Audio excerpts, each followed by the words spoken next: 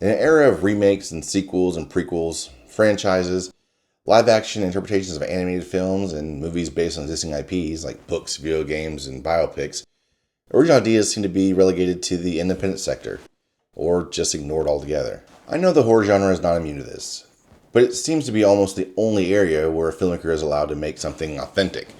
But even then, the ideas generally rely on common tropes, zombies, serial killers, vampires, and so on and so forth. Where are the innovators, the architects of creativity, filmmakers that usher us back into theaters with hopes of awe?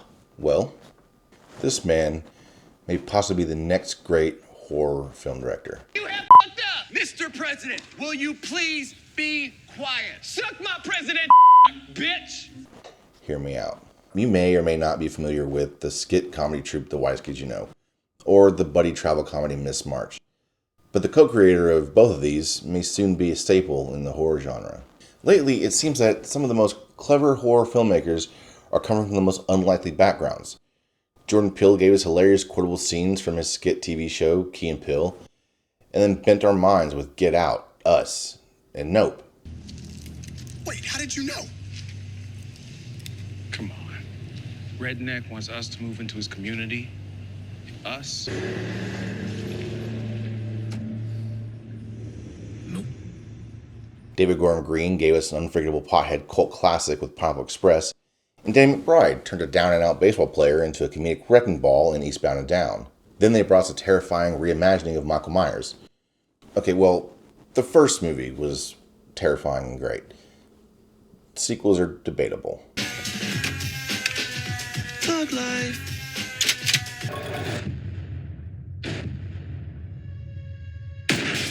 The point is, horror seems to be the only place where new ideas are represented, and the ones raising the bar are stepping into horror from other areas. Now, Scariest Kid U Know isn't groundbreaking by any means. It was hilarious and funny, enjoyable. But when I used to watch it, I never would have thought that one of the creators would be entering the horror genre like a wrestler entering WrestleMania. Not with sparks and dancing, but more like The Undertaker, with an ominous build-up right into some crazy shit that leaves you wanting more. Scariest Kid U Know co-creator Zach Cregger is a mastermind behind Barbarian and the recently released Weapons. Now, this isn't a movie review, and I'm not here to spoil Weapons, but Barbarian's been around for a while. So if you don't want it ruined, pause this, go check it out, and then come back. Otherwise, buckle in, because there will be spoilers for Barbarian. Barbarian starts off with a woman arriving in her Airbnb, only to be greeted by a man who claims he too booked the Airbnb for the exact same time. Now, I myself assumed, as most people probably would have also, that this might end up being a case of serial killer, psycho, who traps a woman in this Airbnb and she has to fight her way out. That type of scenario, you know? Well, that all goes to shit when the man's head is smashed in by Mama Mamory, a giant, naked, freakish woman living in the basement of the B&B.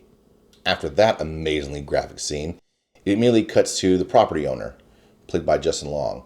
He's an actor who is forced to liquidate his properties because he's going broke after fighting some sexual assault allegations, which is kind of a fun distraction from the film because you kind of wonder, did he do it? Did he not do it? Then even more hell breaks loose, shocking scenes included. When he gets captured, girl gets free, cops show up, cops do shit, girl goes back in to save him, more info is dropped, leaving with what the face. Not the bad what the face, the good what the face. With an ending that leaves you wanting more, but still satisfied. Now, the only thing that really pissed me off about this whole thing is that I ignored this movie for years due to a random conversation with a couple who saw it and didn't dig it. This is my mistake because I don't know these people from Adam, and yet their opinion made me sleep on this film for years. What? What an idiot! Oh, what a loser! However, it did cause me to go into it with no expectations, and with the quality of movies being put out lately, it had to be better than most of these movies, right?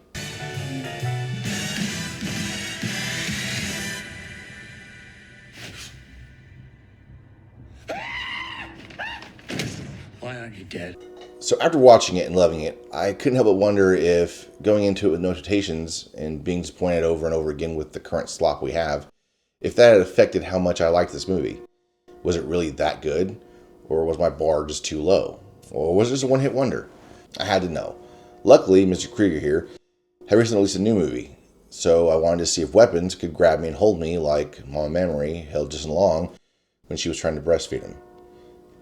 If you see the movie, you'll know what I'm talking about. Very disturbing. Very, very disturbing.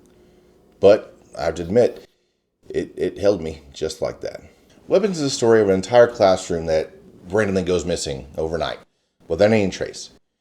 Being that it was just one classroom, the townspeople suspect the teacher, obviously, making her a pariah and thrusting her into paranoia and a bottle. Simultaneously, the father, one of the missing children's parents, stops at nothing to find his kid. Which, honestly, make another one. You can make another one, right? What the hell did you just say? A good movie will entertain you, but a great movie will make you think. In Weapons and with Barbarian, I'm immersed in the film, trying to solve the mystery. And with each new scene, I'm thrown for a loop. Weapons had me thinking so many possible outcomes that it had me hooked. And when it all finally comes together, I'm stoked at the level of, oh shit, I didn't see that coming. And most of all, the ending. The ending left me satisfied. And not only satisfied, but just in awe. Now let's talk about endings. A movie with potential to be good or even great can all fall apart based on the ending. There have been countless movies that I've watched lately where the trailer looks amazing, so I go see the movie. The movie has me pretty locked in, and I'm pretty happy. Then it ends.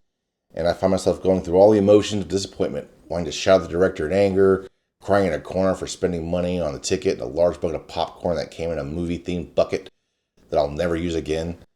Melancholy that I'll never see a good movie again. But damn it, Zach, you definitely restored my faith in modern films. Harkening back to Zach's comedic days, both these films have moments that had me laughing out loud. I mean, literally laughing out loud. They aren't traditional comedic scenes, but the ideas and the execution are so funny that I couldn't stop.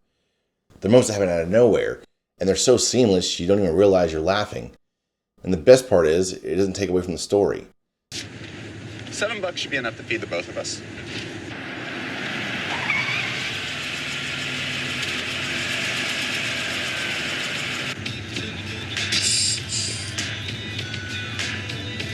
Are you mad?